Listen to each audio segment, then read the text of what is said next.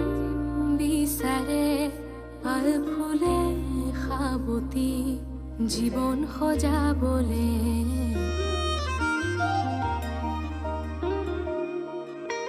সপোনৰ অগণন ঢৌবোৰে নিতে মনবোৰ অখালি নতুনৰ ৰং সানে সময়ৰ একা বেকা বাটতে যায় আগুৱাই লৈ জুকিয়াই আপোনলে চাই হেঁপাহৰ আকলোৱা আশাতে মন বুজি ৰয় হঠাতে কি হয় সপোনো হেৰাই জুৰি আবেগৰে বান হেঁপাহৰে টান জিৰণি নাই মনতে কৰি অভিমান ভাৱৰে উমান বুকুৰ মৰমে দুবাহু মেলি দিবলে আকৌ এবাৰলে আপোনে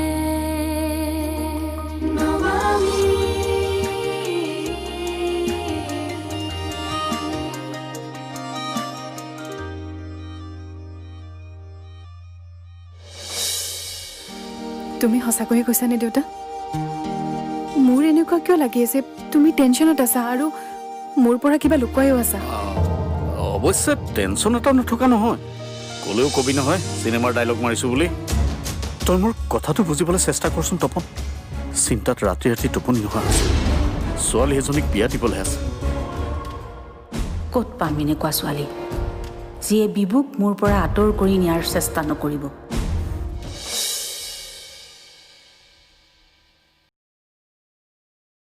মোৰ নাতিটোকতো তই চিনি পাৱই ৰূপে গুণে তাতকৈ ভাল ল'ৰা গোটেই অসমতে পাবলৈ নাই একেবাৰে ৰামচন্দ্ৰৰ দৰে গতিকে মোক সীতা এজনী লাগে এইখিনি কামটো তই মোৰ বাবে কৰিবই লাগিব পাহৰি নাযাবি মই তোৰ বিয়াত কিমান নাচিছিলোঁ এতিয়াও কঁকালৰ বিষ ভালেই হোৱা নাই হা দে দে হ'ব দে হ'ব দে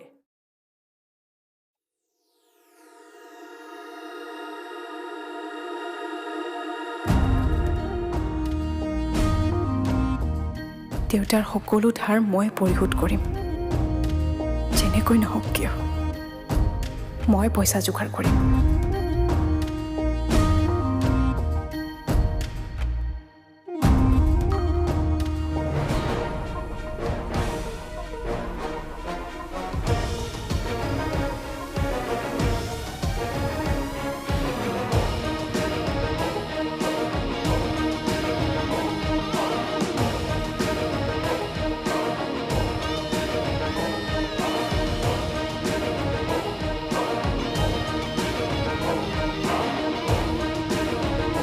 পঢ়া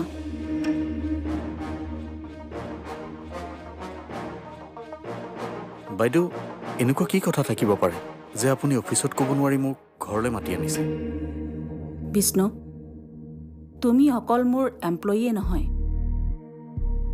তুমি এনেকুৱা এজন ব্যক্তি যাৰ লগত মই যাত্ৰা আৰম্ভ কৰিছিলোঁ সংঘাতৰ পৰা সফলতালৈ মোৰ এই গোটেই যাত্ৰাত তুমি মোৰ সহযাত্ৰী ব্যৱসায়লৈ অহা যিকোনো প্ৰত্যাহ্বান তুমি দূৰ কৰি আহিছা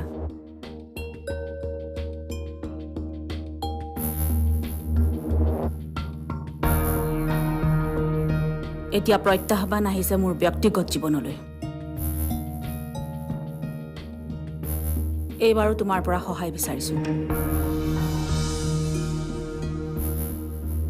কওক বাইদেউ মই আপোনাক কেনেধৰণে সহায় কৰিব পাৰোঁ আচলতে বাইদেউ মোৰো আপোনাক কিছু কথা ক'বলগীয়া আছে কিন্তু কওঁ বুলি সাহসী গোটাব পৰা নাই তোমাৰ কি ক'ব লগা আছে তুমি নিশ্চিন্ত মনে ক'ব পাৰা তাৰ আগতে তুমি মোৰ কথাখিনি শুনা মই বিভানৰ বিয়া পাতিব খুজিছোঁ তাৰ বাবে ছোৱালী বিচাৰিছোঁ এইটোতো বৰ ভাল কথা বাইদেউ কিন্তু সমস্যাটো হৈছে মই মন পচন্দৰ ছোৱালী বিচাৰি পোৱা নাই আৰু মোৰ হাতত সময়ো আছে মাত্ৰ 2 দিন দুদিনৰ পিছত বিভানৰ আইতাক মানে মোৰ শাহুমা ঘৰলৈ উভতি আহিব আৰু শাহুমা ঘৰলৈ উভতি অহাৰ আগতে মই ছোৱালী ঠিক কৰিব লাগিব এতিয়া মই কি কৰিব লাগিব বাইদেউ ছোৱালী এজনী বিচাৰা সোনকালে এনেকুৱা এজনী ছোৱালী বিচাৰা যিজনীয়ে মোৰ চকুত হৈ কথা ক'ব নোৱাৰে যাৰ কোনো স্থিতি নাথাকে এইখন ঘৰত মোৰ স্থিতিয়ে তাইৰ স্থিতি মোৰ সিদ্ধান্তই তাইৰ সিদ্ধান্ত মোৰ ইচ্ছাই তাইৰ জীৱন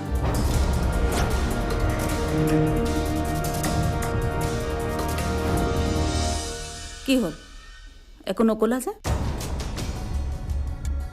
আপুনি যেনেকৈ বিচাৰিছে তেনেকৈ হ'ব বাইদেউ আজিলৈকে আপোনাৰ কথা পেলাইছোঁ জানো আৰু এটা কথা এই কথাবোৰ যাতে বিভানৰ কাণত নপৰে যোৱা মোক নিৰাশ নকৰিবা হ'ব বাইদেউ বিষ্ণু তুমি মোক কিবা এটা কম বুলি কৈছিলা নহয়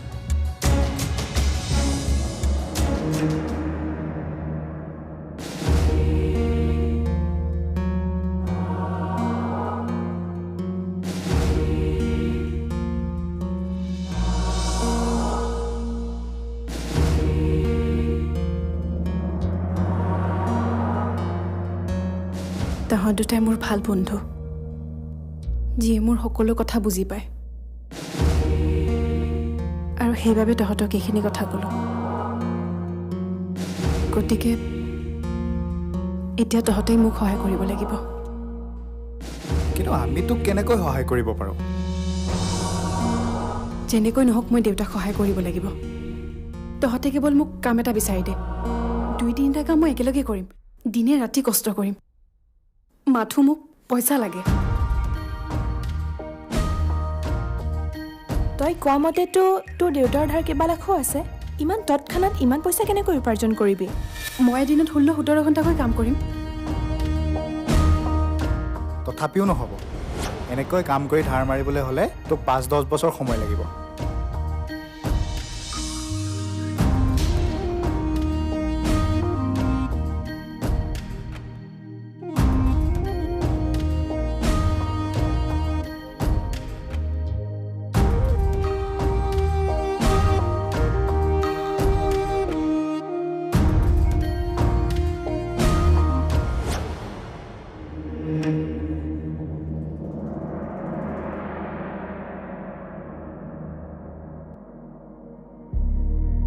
বাইদেউ দিনে দিনে মোৰ ধাৰৰ বোজা বাঢ়ি গৈ আছে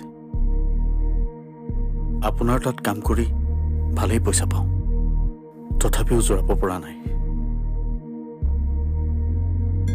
ছোৱালীজনী ডাঙৰ হৈ আহিছে বিয়াৰ বয়স হৈছে তাইকটো ভালদৰে বিয়া দি উলিয়াই দিব লাগিব কিমান ডাঙৰ হৈছে তোমাৰ ছোৱালীজনী যোৱা বছৰ ডিগ্ৰী পাছ কৰিছে ওচৰৰে প্ৰাইভেট স্কুল এখনত কাম কৰি আছে পাৰে যদি মোক অলপ সহায় কৰিব বাইদেউ কিমান মান টকা ধাৰ আছে তোমাৰ সুদে মোলে 25 লাখ মান টকা হ'ব 25 লাখ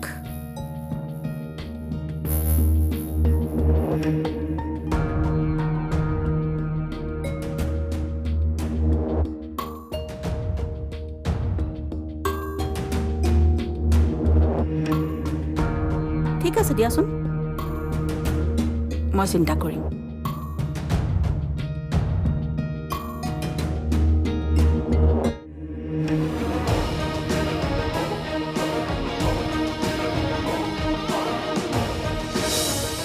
এতিয়াও সময় আছে মাৰাৰ কবলৰ পৰা মুক্ত হোৱা নহ'লে এদিন জীৱনত বেয়াকৈ পস্তাবা মা কৰি থাকোঁতে জীৱনত তুমি সকলো হেৰুৱাবা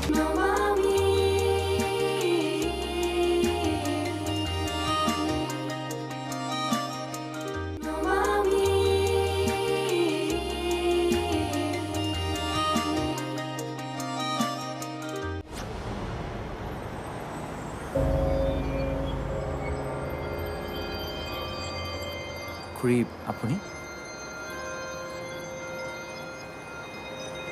খুৰী বহুত দিনৰ মূৰত লগ পালোঁ আপোনাক ক'তনো দেখিবা আমাৰ ফালে গ'লেহে দেখিবা মানে এইকেইদিন মই অকণমান ব্যস্ত হৈ আছোঁ আহিছোঁ দিয়ক ব্যস্ত হৈছা নে মাৰে যাবলৈ মানা কৰিছে ইমানো মাৰৰ কথা মতে উঠা বহা নকৰিবা পুৰুষ হৈ জন্মিছা যেতিয়া পুৰুষৰ দৰে আচৰণ কৰিবা তোমাৰ কি নিজস্বতা বোলা বস্তুটো নাই নেকি এতিয়াও কি সৰু ল'ৰা হৈ আছা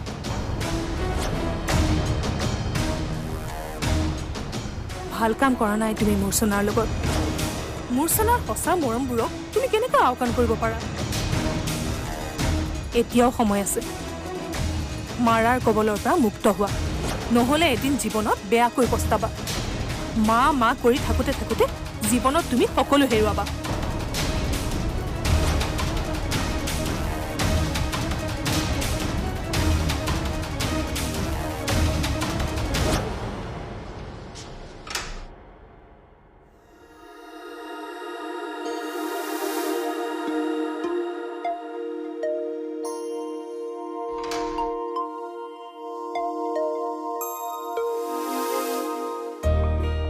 দেউতা কি হৈছে তোমাৰ একো নাই হোৱা মূৰটো অলপ বিষাইছে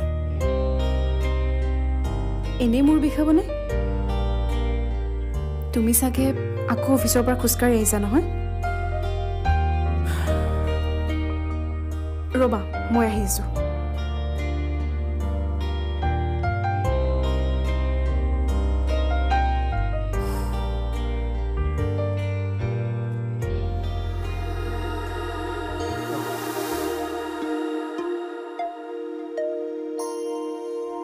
লোৱা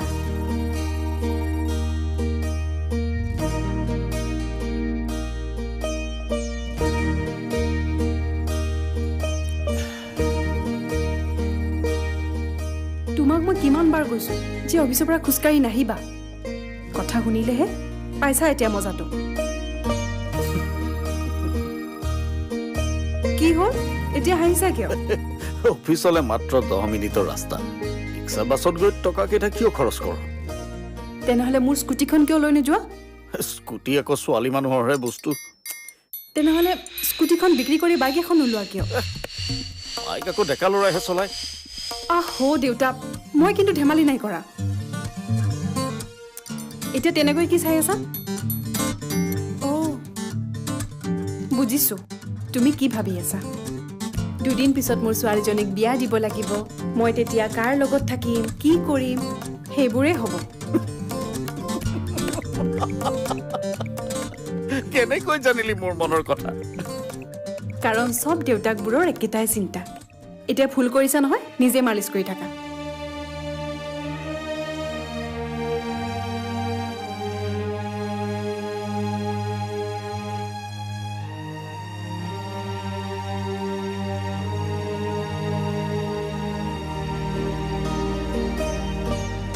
চাওঁ দিয়া অফিচৰ পৰা খোজকাঢ়ি আহে একেবাৰে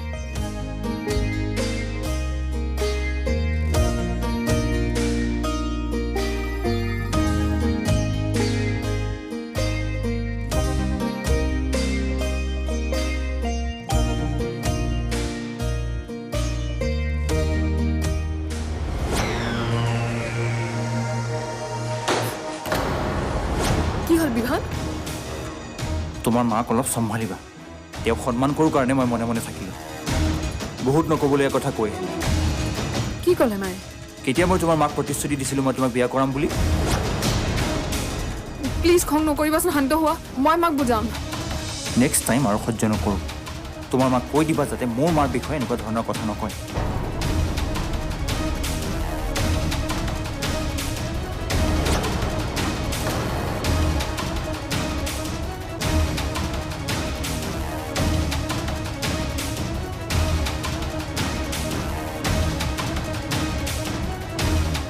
হেল্ল' মা তুমি কি কৈছা বিভানক মই মোৰ বাবে দুখ কৰা নাই কাৰ্তিক মোৰ দুখ লাগিছে মালৈহে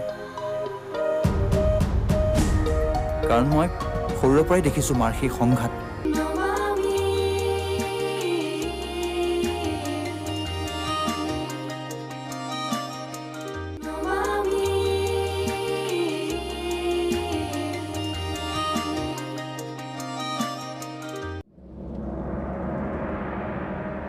ছোৱালীজনী ডাঙৰ হৈ আহিছে, বিয়াৰ বয়স হৈছে। তাইকটো ভালদৰে বিয়া দি উলিয়াই দিব লাগিব।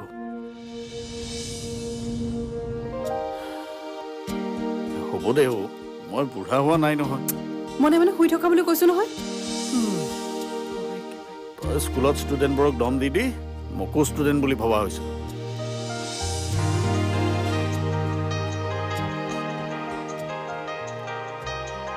বাইদেৱে ফোন কৰিছে।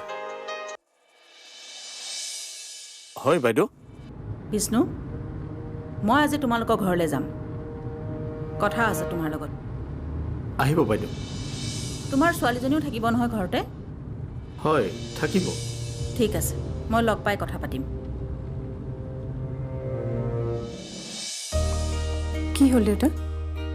বাইদেউ আহিব বোলে আমাৰ ঘৰলৈ। বাইদেউ? তেওঁচোন আমাৰ ঘৰত নাহেই, 6 বছৰমান আগতেহে আহিছিলে। অফিচৰ কিবা জৰুৰী কাম আছে চাগে, সেইকাৰণে আহিব। তই চাহ বনাকে যা। দিয়া।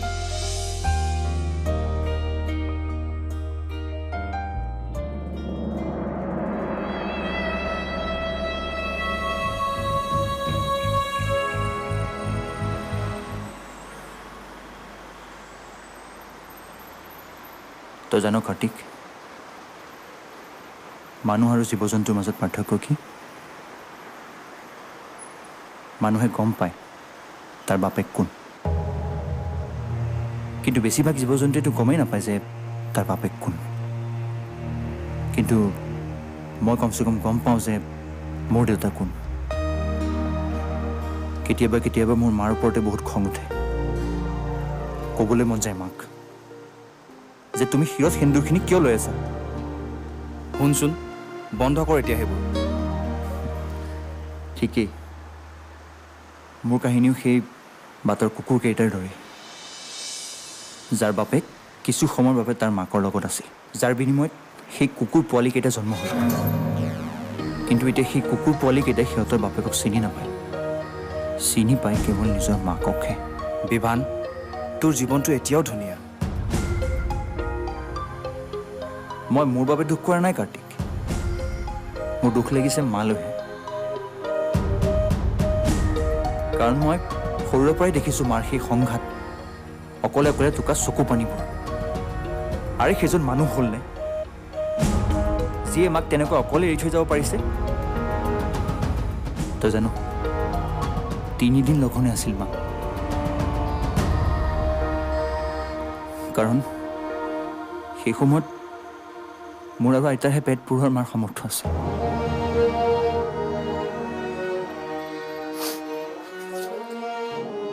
সেইকাৰণে মই সদায় চেষ্টা কৰোঁ মায়ে যাতে মোৰ পৰা অকণো দুখ নাপায়। মই মাৰ ওচৰত সেইজন মানুহৰ অভিনয় কৰি থাকোঁ যেনেকুৱা মায়ে হোৱাটো বিচাৰে। তই তোৰ দেউতাৰ কথা পাহৰি যা এতিয়া। তোক যদি তোৰ দেউতাৰে পাহৰিব পাৰিছে, তই কিয় নোৱাৰ?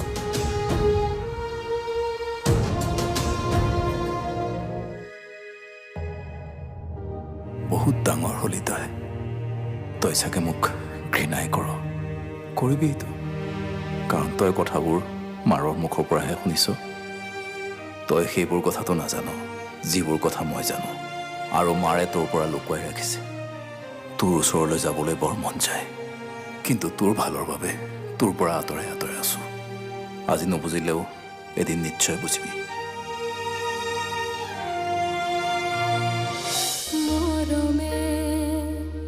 আজীবন বিচাৰে পাল ফুলে সাবতি জীৱন সজাবলে।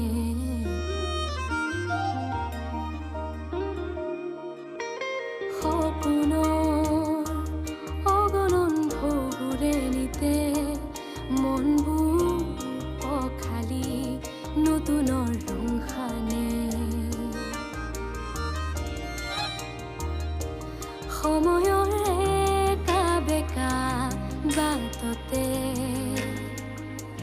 যায় আগুৱাই লৈ জুকিয়াই আপোনলে চাই হেঁপাহৰ আকলোৱা আশাতে মন বুজি ৰয় হঠাতে কি হয় সপোনো হেৰাই।